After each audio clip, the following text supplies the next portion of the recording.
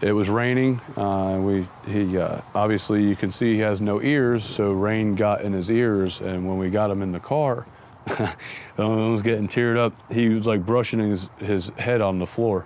It was just a very emotional pickup. The Category 4 hurricane is the strongest to hit the U.S. in 13 years, making landfall twice. There is a growing crisis involving dogs there. The city already had a massive stray dog problem, and thousands of them now are facing euthanization as staff try to make room for the pets that had to be abandoned by their owners. You know, when all of the Hurricane Harvey stuff, when you know everybody's sitting there watching it on TV, I remember sitting on the couch and just watching the devastation happen. It was just killing me on the inside. All I could think of was, how do we just sit here on the couch and do nothing? When there's all these dogs that are displaced, all these families that need help with their animals. The Agape team said, heck yeah, let's drop everything and go, and took off. There was just no way we couldn't sit back and do nothing. It was pretty overwhelming at first because of the situation with the kennels.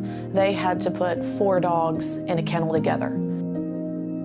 So what we know about the dog that we later named Vander is he just seemed to be a really happy dog, and they were going to put him back in the crate, and I just remember him like putting on the brakes, like, please don't, just please. There's no telling how many hours he had been in the crate. He just got those few minutes out. So we all looked at each other and we were just like, yeah, well, you're just gonna come with us because there's no way we're gonna let you get back in that crate. But one thing that was unique about him was that his ears were cut off. And traditionally, the reason people clip dogs' ears is for dog fighting. It's the most sensitive part of the dog, so if they nib it down, it makes it a better fighter.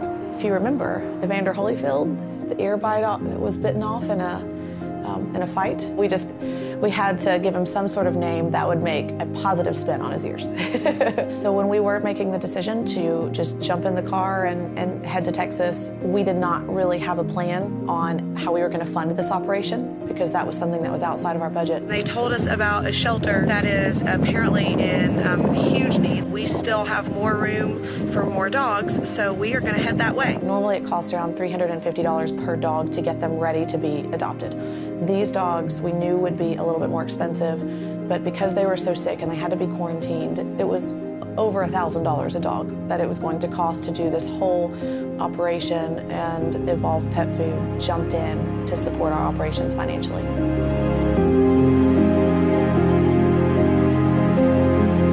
We've fostered over a dozen dogs, and we are a failed foster parent with Van. We couldn't let him go out for adoption, so we were keeping him. He's got a spot in my heart. Because I love him. I love him. You can be a lover or a fighter. He's a lover now. He'll never be a fighting dog.